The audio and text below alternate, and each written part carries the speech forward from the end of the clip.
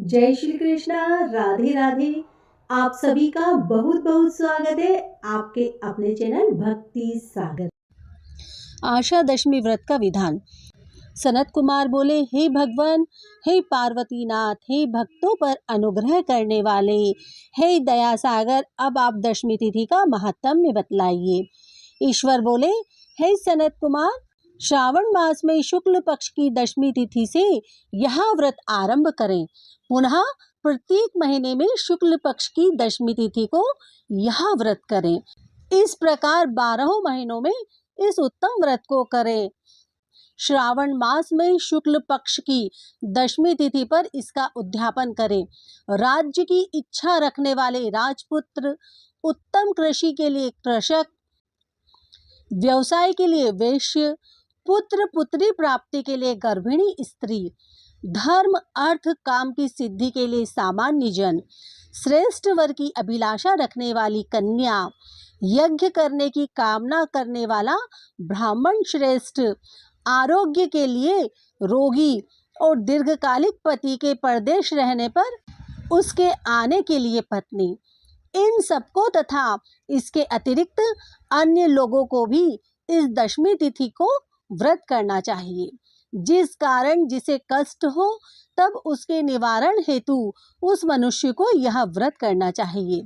श्रावण में शुक्ल पक्ष की दशमी तिथि के दिन स्नान करके देवता का विधिवत पूजन कर देवता के आंगन में दसों दिशाओं में पुष्प पल्लव चंदन से अथवा जौ के आटे से अधिदेवता की शस्त्र वाहन युक्त स्त्री रूपा शक्तियों का अंकन करके नक्त वेला में दसों दिशाओं में उनकी पूजा करनी चाहिए। घृत मिश्रित नैवेद्य अर्पण करके उन्हें पृथक पृथक दीपक प्रदान करना चाहिए। उस समय जो फल उपलब्ध हो वहां भी चढ़ाना चाहिए। इसके बाद अपने कार्य की सिद्धि के लिए इस प्रकार प्रार्थना करनी चाहिए, हे दिग् देवता, मेरी आशाएं पूर्ण हो और मेरे मनोरथ सिद्ध हो। आप लोगों की कृपा से सदा कल्याण हो। इस प्रकार विधिवत पूजन करके ब्राह्मण को दक्षिणा देनी चाहिए।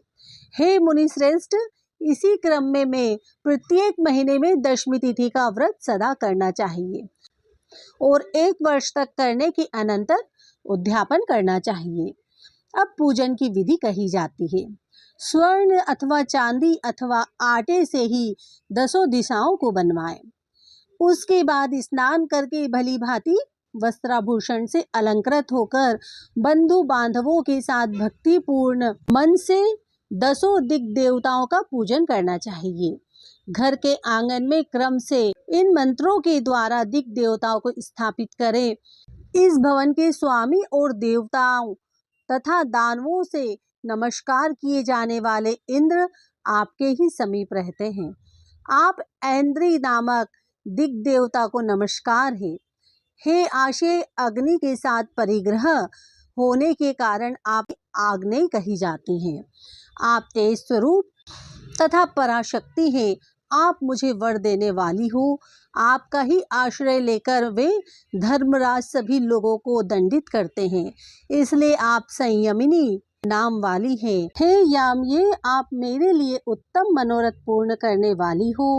हाथ में खड़ग धारण किए हुए मृत्यु देवता आपका ही आश्रय ग्रहण करते हैं, अतः आप निर्ऋति रूपा है। आप मेरी आशा को पूर्ण कीजिए।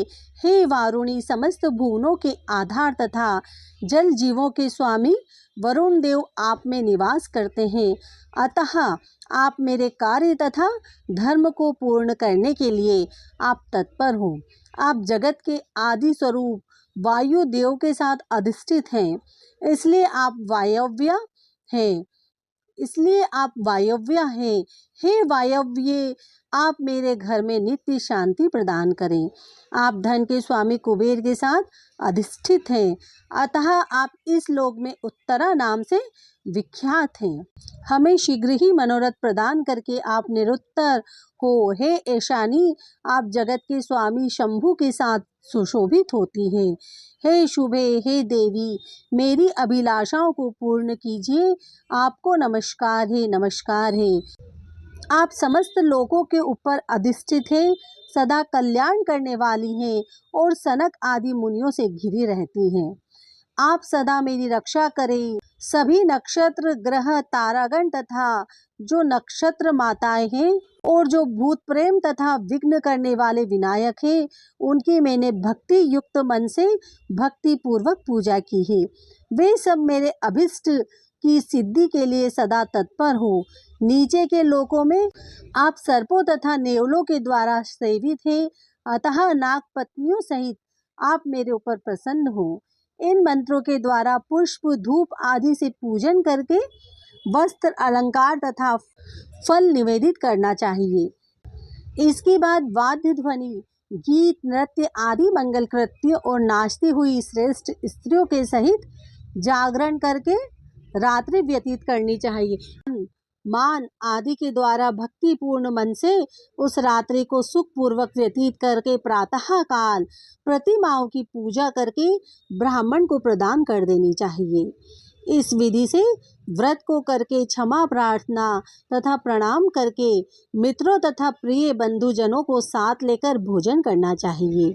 हे तात, जो मनुष्य इस विधि से आदर पूर्वक दशमी व्रत करता है वह सभी मनोवांछित फल प्राप्त करता है।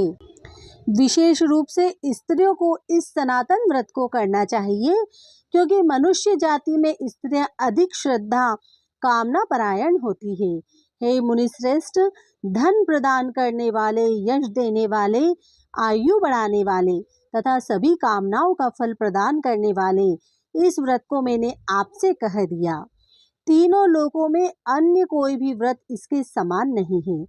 हे ब्रह्मपुत्रों में श्रेष्ठ, वांछित फल की कामना करने वाले जो मनुष्य दशमी तिथि को 10 दिशाओं की सदा पूजा करते हैं, उनके हृदय में स्थित सभी बड़ी बड़ी कामनाओं को वे दिशाएं फलीभूत कर देती है।